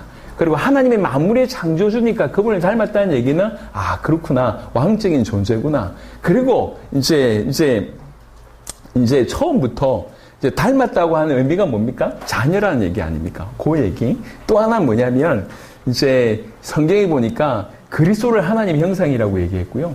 우리가 하나님 형상을 닮았다고 얘기했잖아요. 그러면 우리는 누굴 닮았다는 얘기죠? 그리스도를 닮았다는 얘기잖아요. 그래서 첫사람 아담은 그리스도와 비교되는 그런 인물로 로마서에는 표현되고 있습니다. 그래서 거의 그리스도와 흡사한 존재였다. 첫사람 아담은. 예, 이렇게 얘기할 수 있습니다. 그 얘기예요. 인간이 복을 받았는데 복받은 존재인데 하나님의 형상대로 지음받았다는 거죠. 하나님의 형상을 닮았다고 하는 것이죠. 그 말은 창세기 1장 26절 27절에 표현한 그대로 우리가 우리의 형상을 따라 우리의 모양대로라고 하는 표현을 볼 때에 다른 어떤 것들보다 요한복음 4장에 하나님은 영이신 이렇게 되어 있거든요. 우리가 그분을 닮았다고 얘기할 때 가장 대표적인 건 뭐냐면 우리가 그와 같이 영혼을 가진 영적인 존재이구나 이렇게 알 수 있다는 겁니다. 그게 첫 번째 각도고요. 두 번째 각도는 창세기 5장 3절에 아담은 130세에 자기의 모양 곧 자기의 형상과 같은 아들 낳아 이름을 셋이라 하였고 자 여기 구절을 보시면 자기의 모양과 자기의 형상이라고 하는 것이 가운데 있습니다. 가운데 있고요. 아담이 자기의 모양과 자기의 형상을 해서 그 다음에 셋을 낳았는데 이게 무슨 관계입니까? 부자의 관계잖아요. 부자의 관계. 자, 이게 똑같이 하나님과 아담에게도 적용된다는 거죠. 창세기 5장 3절에 이 원리를 그대로 창세기 1장에 갖다 대면 아담은 처음부터 자녀로 지음받았다고 볼 수가 있는 겁니다. 누가복음 3장에도 이제 처음부터 자녀로 지음받았다고 하는 것을 누가복음 3장 마지막 절을 통해서 우리가 볼 수가 있습니다. 그리고 세 번째는 시편 8편 4절부터 8절을 보니까 사람이 무엇이기에 주께서 그를 생각하시며 인자가 무엇이기에 주께서 그를 돌보시나이까 그를 하나님보다 조금 못하게 하시고 영화와 존귀로 관을 씌우셨나이다. 주의 손으로 만드신 것을 다스리게 하시고 만물을 그의 발 아래에 두셨으니 이 구절을 보면 인간은 처음부터 대리 통치자로 왕으로 세움을 받았습니다. 여러분 지금은 그런 일들이 없는데요. 그때 당시에는 이제 로마라고 하는 나라 예를 들면 많은 나라들을 민족들을 정복했잖아요. 정복하면 그 땅에 뭘 세우냐면 이 황제의 상을 세웁니다. 예, 황제의 동상이나 우상을 이렇게 세운다고요. 그 황제를 보면서 이렇게 절하고 아무짝에도 쓸모없는 거지만 그 황제로 생각하는 거예요. 지금 이제 북한에 김일성 동상이 엄청 많이 서 있거든요. 갔다 온 분 얘기를 들어보니까 마을마다 가장 좋은 곳에 이제 김일성 동상을 세우고 그리고 이제 뭐 이렇게 모임할 수 있는 장소를 세운대요. 그래서 이제 우리가 이면수 목사님께서 북한에 오랫동안 사역하셨던 분들이 이제 하시는 말씀이 북한에 교회 세운 게 어렵지가 않대요. 마을마다 이런 교회 같은 장소가 있대요. 그게 십자가만 걸면 교회 된대요. 이렇게 얘기하더라고요. 그러니까 이제 요 동상을 생각해 보면 돼요. 황제와 똑같은 이제 이렇게 만들어서 동상을 세운, 예. 우리가 바로 이 동상 같은 존재라는 거죠. 하나님을 반영하는, 하나님을 반사하는 이 동상 같은 존재라고 하는 것이죠. 그래서 처음부터 우리는 그런 왕과 같은 존재로 지음을 받았다고 볼 수 있고요. 그리고 골로새 1장 15절 그는 보이지 아니하는 하나님의 형상이시오 모든 피조물보다 먼저 나신 이시니 고린도후서 4장 4절에도 고미한 끝에 그리스도는 하나님의 형상이니라 그리스도가 하나님의 형상이라고 얘기했고 우리가 그 하나님의 형상대로 지음을 받았다고 얘기했잖아요. 그리스도와 인간이 첫사람 인간은 적어도 비교할 때 그리스도와 흡사할 정도의 수준이었다고 볼 수가 있습니다. 그래서 지금 우리는 어느 정도 망가졌는지를 알 수가 없어요. 예. 그 아담에 비해서 어느 정도 망가졌는지. 여러분, 그 아담이 만물을 정복하는 능력이 어떻게 발현되냐면, 이게 동물들이 이름 짓는 모습으로 나오잖아요. 그러니까 이름을 그냥 아무 이름을 지어준 게 아니라, 사잘 보고 뭐 쥐, 뭐 이렇게 지어준 게 아니라, 그 특성을 정확하게 보고 지어준 거지 않습니까? 어느 정도 이게 어렵냐. 여러분, 제가 애 넷을 낳았잖아요. 4명 이름 짓는데도 정말 한참 걸렸습니다, 이게. 이름 짓는 게. 보통 아니잖아요. 여러분들은 그냥 쉽게 지었습니까? 딱 태어난 순간, 이러면서 지었습니까? 아닐 거 아니에요. 그러니까 우리의 수준이 그렇다는 거죠. 그러니까 이제 이 아담과 비교해 봤을 때 얼마 전에 몇 년 전에 영화에 약간 조금 마음에 안 드는 요소, 저건 아닌 것 같은데 하고 하는 요소는 많지만 그럼에도 불구하고 뇌 기능이 활성됐을 때 어떤 일이 벌어지는지 영화로 만들어 놨어요. 최민식이라고 하는 사람도 등장했던 루시라고 하는 영화가 있어요. 거기 보면 이 뇌 기능이 활성화됐을 때 어떤 일이 벌어지는지가 영화로 재미있게 이제 다루어졌는데 그렇구나. 지금 우리가 공통적으로 의견하는 것이 암만 뛰어난 사람이라도 우리 뇌의 10%를 못 쓴대요. 예.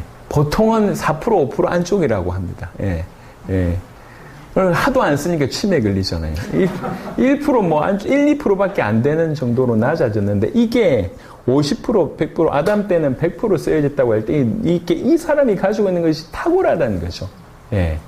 그래서 여튼, 하나님의 형상대로 지음받았다고 하는 것은, 우리가 사실을 이렇게 청량할 수 없을 정도로 엄청난 것 같습니다. 인간이 하나님을 닮았다? 이게 얼마나 엄청난 얘기입니다. 원래 우리가 그렇게 복받은 존재예요. 예. 그리고 창세기 1장 이렇게 지어놓고 1장 28절에 하나님이 그들에게 복을 주시며 그 복의 내용을 얘기하면서 하나님이 그들에게 이르시되 생육하고 번성하여 땅에 충만하라 땅을 정복하라 바다의 물고기와 하늘의 새와 땅에 움직이는 모든 생물을 다스리라 하시니라. 하나님께서 우리에게 이런 복을 주셨습니다. 만물을 정복하는 뿐만 아니라 이런 모든 복을 줬고요.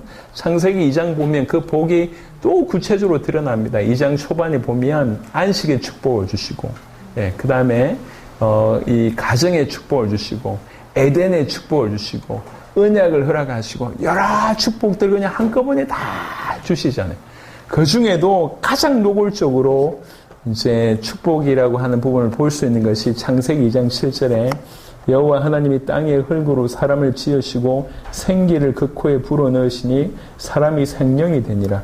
여러분 이게 참 신비인데요. 우리 인간이 육신을 가지고 있으면서 영적인 존재잖아요. 이게 참 신비입니다. 신비. 그냥 대충 생각하시면 안 됩니다. 만물은 모든 짐승들은 영혼이 없습니다. 여러분 반려견도 천국 간다 이런 얘기 하시면 큰일 납니다. 예. 물론 뭐 죽어서 좋은 데 가야 된다 이렇게 얘기하긴 하지만 여튼 생각해 봐야 돼요. 뭐 걔도 예수 믿으면 천국 갈지는 잘 모르겠지만 여러분 큰일 납니다. 우리 인간만 하나님께서 영혼을 허락하셨습니다. 육신을 가지고 있으면서 영적인 존재다 생명이 되었다고 한 것은 참으로 놀라운 일입니다. 예. 천사가 이제 이렇게 될 수 없는 또 귀신도 할 수 없는 따라할 수 없는 그러니까 이제 지금 포인트는 뭐냐면 인간이 우리라고 하는 이게 얼마나 큰 복을 받았는가 얼마나 큰 하나님 보실 때 존재인가 라고 하는 것입니다. 그리고 더 이제 좀 기가 막힌 것은 언약을 주셨다는 것이죠. 많은 사람들은 이 언약 때문에 결국 언약을 지키지 못해가지고 우리가 이렇게 이제 고생한다고 얘기하면서 언약 주신 것 자체에서도 별로 신뢰를 하지 않거나 하나님 이상한 분으로 매도하는데 여러분 언약을 주셨다는 것은 생각보다 신비에 쌓여 있는 굉장히 큰 복입니다. 약속은 그리고 자기 목숨을 내놓는 약속은 사실은 아무나 하고 하지 않습니다. 여러분 성경에서 언약은 약속하실 때 그 배경이 뭐냐면 당신의 목숨을 건 약속이에요. 우리 언약이라고 얘기할 때에 그 고대 근동 지방 그러니까 이제 이 성경이 초창기에 기록될 고 이스라엘 상황 속에서 언약의 배경을 좀 이해하면 어떤 개념이 있냐면 이제 두 부족 간의 전쟁이 일어나서 어떤 한 부족이 이겼고 한 부족이 졌거나 아니면 두 부족이 상방 간에 뭔가를 하려고 하면 계약서를 가지고 와서 계약서를 이제 쓰는 거죠. 예, 이러이러한 약속을 지키자 해놓고 약속을 지키기 위해서 맨 마지막에 하는 게 언약이라고 하는 것은 단어로 베리트라고 하는 단어입니다. 베리트. 베리트는 뭘 얘기하냐면 고기를 쪼개다 이런 뜻이에요. 반으로 갈라서 이렇게 늘여놓는 거지. 그러면 양이나 염소를 반으로 쫙 갈라가지고 탁 늘여놓으면 피가 흥건할 거 아니에요. 그 흥건한 피의 두 당사자, 언약의 대표자가 두 당사자가 그 길을 걷는 거예요. 이게 뭘 뜻하냐면 니하고 내하고 약속을 했는데 둘 중에 하나라도 어기면 이렇게 된다는 거예요. 이렇게 된다는 뜻이고, 또 하나는 뭐냐면 이렇게 약속할 만큼 너와 나와는 이렇게 연결됐다. 피로 생명으로 우리는 하나 됐다라고 하는 것을 얘기합니다. 그래서 언약을 얘기할 때 원의지는 뭐냐면 내가 목숨 걸고 지키겠다. 내 목숨을 내어주면서 이걸 지키겠다. 그게 언약의 개념입니다. 옛다, 약속 하나 줄게, 이런 개념이 아니에요. 예. 이런 개념이 아니고, 하나님이 약속하실 때, 특별히 하나님이 언약을 주셨을 때는 항상 그 언약 하나하나에 당신의 목숨을 걸었습니다. 반드시 이루겠다는 거예요. 반드시. 그러니까 그런 의미로 볼 때 인간에게 언약을 주신 것은 굉장한 수준입니다. 흙에 지나지 않는 존재를 인간되게 하셨고, 하나님의 형상대로 당신을 닮게 하신 것도 기가 막힌데 그에게 약속을 줬다는 거예요. 놀랍지 않습니까? 제가 이런 것들이 있었어요. 아, 이런 일도 있구나. 저희가 2019년에 지난번에도 말씀드렸듯이 꿈부레를 할 때 85개국 160명을 초청을 했어요. 160명을 초청했는데 초청할 때 드는 비용 다 저희가 감당하거든요. 근데 이제 예를 들면 어떤 나라에는 한국 대사관이 있으면 비자를 쉽게 받을 수가 있는데 자기 나라에 한국 대사관이 없어. 그럼 이웃 나라에 가서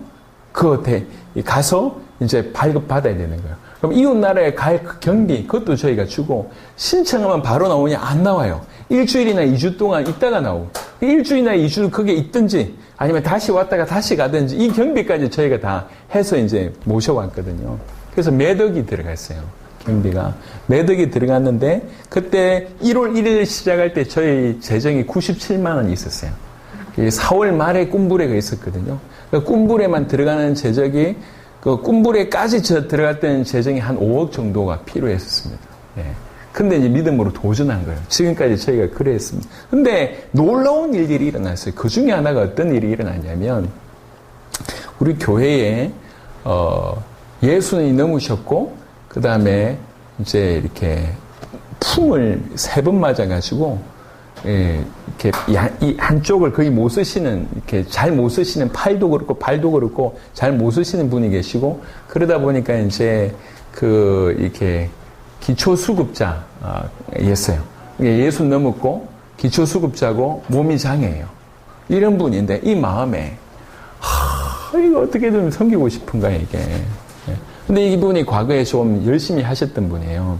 중국에 가서 영업을 하시면서 중국에 조그만 이렇게 찜질방, 우리나라 사이즈가 아니라 조그만 미니 찜질방, 우리나라 사이즈의 한 10분의 1 될까요? 미니 찜질방 하고 그 나와서 쉴 때에 한국 제품들을 이렇게 DP해 난 거예요. 그러니까 중국 사람들이 찜질하고 나와 쉬는 동안에 한국 제품들을 보고 그래서 이제 구입하는 요런 일이었는데, 근데 이제 이 찜질방이 잘 돼가지고요. 중국 전역에 1000개 이상이 섰대요.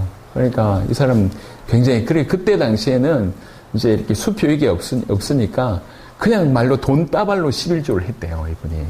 예. 그 정도로 많이 벌었었는데 풍이 3번 온 거예요.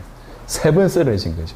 3번 쓰러졌는데 이 사람 살리겠다고 침 한 대에 1000만 원 이런 걸 맞은 거예요. 그러니까 다 가산탕진한 거죠. 그리고 나서 완전히 이제 회복 불가 판정을 받고 이제 이렇게 한국에 온 거예요. 있는 돈 다 날리고 그렇게 날아와서 기초수급자로 살고 계신 거죠. 그런 상황이었어요.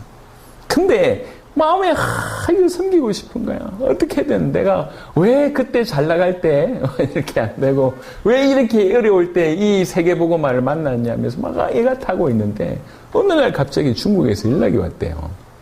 중국에서 연락이 왔는데 누구한테 연락이 왔냐면 자기 밑에 있던 사람이 연락이 왔는데, 자기 밑에 있던 사람이 이분이 빠져나오고 나서 이분과 비슷한 일을 몇 명이 했는데 그 중에 이분이 굉장히 좀 잘 됐나 봐요.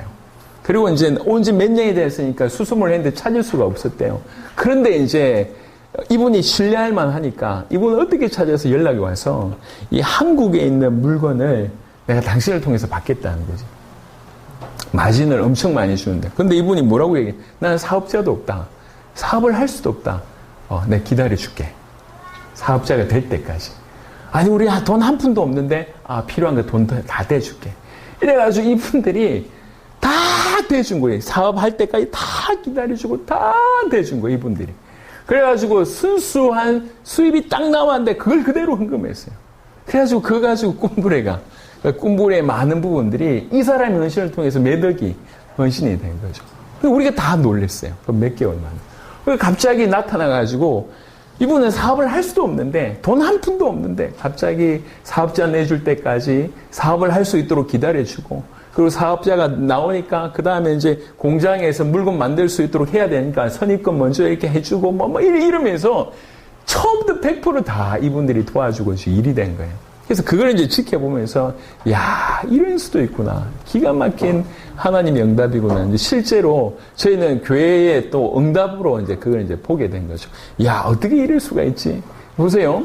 이분들이 사업을 한 번 계약하는데 그 계약 액수가 10매덕이었어요. 한 번 계약하는데 여러분 이 사람들이요 아무나 하고 계약하겠냔 말이에요. 근데 이 사람이 어떤 그 과거를 아니까 아무 조건 없이 될 때까지 기다려주는 거예요. 회사가 될 때, 딱 될 때, 그리고 딱 계약을 하고, 계약이 딱 승인되니까 바로 통장에 10매덕씩 꽂히는 거예요. 그러니까 이걸 이제 보면서, 이야, 여러분, 계약이라고 하는 것이 삼성이 아무나 하고 계약합니까? 만나주지도 않습니다. 제가 얼마 전에 그 대기업 회장 만나러 왔는데, 아이고야. 그 얘기하면 또 화가 날 것 같아서 얘기를 못 하겠지만, 아이고, 야, 뭐 내용 하나도 없는데 그 대기업 회장이라고요. 이게 만나는 것도 그렇게 어렵더라고요, 보니까. 만나고 나서는 내 돈 잘 법니다, 이거니까 이게 기본이 말이 통하지가 않아. 제가 뭐라고 누구라고 얘기하고 싶은데, 얘기하고 싶어서 건질건질한데 참겠습니다. 너무 기가 막혀. 여러분, 대단한 회사가, 능력 있고 돈 많은 회사가 아무나 하고 만나줍니까? 안 만나줍니다. 아무나 하고 계약합니까? 안 합니다. 우리가요, 조금 성경 그대로를 이해할 필요가 있다니까. 인간이 뭔데? 이 흙에 지나지 않는 사람, 이 존재를 인간되게 하고 당신의 형상을 담게 했다는 것도 너무 기가 막힌데 그 인간에게 하나님이 당신의 목숨을 걸고 약속을 줬어요. 그 약속의 내용을 일단 차차하고서도 이게 어떤 내용인지 일단 그걸 두고서라도 약속 줬다. 그분하고 약속을 체결했다. 언약을 체결했다. 이거 자체가 엄청난 복이라는 걸 아셔야 됩니다. 그러니까 인간이 얼마나 큰 복을 받았느냐. 여러분의 자녀가 여러분 때문에 얼마나 복 받았습니까? 예? 얼마나 많은 사랑을 받았습니까? 여러분의 자녀가. 물론 엄마가 뭐 해준 거 있어요. 이러면 할 말이 없는데 그런 자녀는 좀 생각을 해보셔야 됩니다. 여러분 자녀들이 여러분들 만나서 얼마나 복을 받았습니까? 예? 잠 못 자고 애 키우고 필요한 모든 것들을 아줌마가 되면 이제 패션이 사라지잖아요. 아줌마가 되는 순간부터 자기 뭐 이렇게 돌아보시고 다 애들한테 패션이 어디 있어요? 지금 애 장난감 사줘야 되는데 내 패션이 어디 있냔 말이에요. 다 포기하고 부모에게 자녀에게 올인하지 않습니까? 여러분 우리가 하나님의 형상대로 지음받았다. 그분의 자녀로 지음을 받았다고 하는 것은 조금 생각하면 생각할수록 이건 너무 엄청난 일입니다. 우리는 어떤 달란트가 있냐면 대단한 것을 아무것도 아닌 양 여기는 달란트가 있어요. 엄청난 구원을 아무렇지도 않게 생각하고 있어요. 여러분 우리가 하나님을 예배한다. 이게 있을 수 있습니까? 생각해보면 이건 엄청난 일이거든요. 이게 아무렇지도 않아요. 예. 너무 우리 좋은 달란트를 가지고 있는 것 같아요. 너무 대단한 달란트를 가지고 있는 것 같아요. 정말 진짜 좋은 것 하나하나를 너무 가치 없게 해요. 천국을 소유하고 있는데 뭐 대수롭지 않느냐. 돈 많은 생기는 것보다 돈 10만 원 생기는 것보다 전혀 아무렇지도 않느냐. 우리는 그렇게 생각하고 있습니다. 안 믿으니까 그렇겠죠. 우리가 하나님의 나라의 백성, 하나님 나라를 소유했고 하늘의 상급을 소유했다고 얘기해도 아무 감동이 없어. 로또 해가지고 한 5등 당첨하면 뭐 감동이 되는데 이건 아무 감동이 없어요. 어찌 이렇게 됐죠? 제가 어느 날 보니까 사용하는 단어 치고 이 기독교 안에 이 교회 안에서 사용하는 단어 치고 안 엄청난 게 하나도 없어요. 엄청나지 않은 게 하나도 없는데 더 기가 막힌 거는 하나도 엄청나지 않은 것처럼 살고 있다는 거예요. 칭의가 얼마나 대단한 얘기입니까? 우리 죄인이 의롭다 여김을 받는 거예요. 죄인이 죄 없다 여김을 받는 것은 너무 엄청난 일이거든요. 그 죄인이 의롭다 여김을 받지 못해서 지옥 가는 거 아닙니까? 근데 우리가 칭의를 받았대요. 죄인인데, 우리 죄인인데, 나보고 죄 없다고 여김을 받으신대요. 이게 너무 이게 조금만 묵상해보면 너무 엄청난 얘기인데, 사실은 모두 엄청난 얘기예요. 교회가 얼마나 엄청난 얘기입니까? 교회, 그의 몸이래요. 우리가 교회인데, 그리스도가 머리고, 우리가 그리스도의 몸이래요. 우리가 몸이래. 이게 너무 엄청난 건데, 교회에 와서 시달리고 있는 것이, 자기가 교회인데 이게 얼마나 중요한지 몰라요. 너무 엄청난 축복을 받았고 너무 엄청난 말들을 하고 있지만 그게 엄청난지 본인만 몰라. 기가 막히지 않습니까? 예, 저기 우리나라에 삼성에 지금 이재용의 그 딸이 있다면서요? 예, 그건 모두가 부러워하잖아요. 근데 본인만 불평하고 있어요. 그런 거하고 똑같아요. 너무 엄청난 걸 받았는데, 누리지 못할 엄청난 걸 받았는데, 하나하나가 엄청난데, 하나하나를 하찮게 여기는 귀한 체주가 우리 가운데 있습니다. 얼마나 당했는지에 대한, 무너졌는지에 대한 반증이죠. 여러분, 우리가 교회라고 하는 것들, 우리가 하나님의 자녀라고 하는 것들, 구원받았다고 하는 것들, 영생을 하는 것들, 하나님의 나라가 우리의 소유라고 하는 것들은 너무 어마어마합니다. 그 중에 하나가 하나님이 우리에게 당신의 목숨을 걸고 약속했다는 거예요. 예, 우리가 받은 복입니다. 그래서 이 강의 주제는 뭐냐면 우리가 얼마나 복을 받은 존재냐. 예, 지금 너무 심각하게 무너져 있지만 원래 우리는 얼마나 복 받은 존재냐. 요 얘기입니다.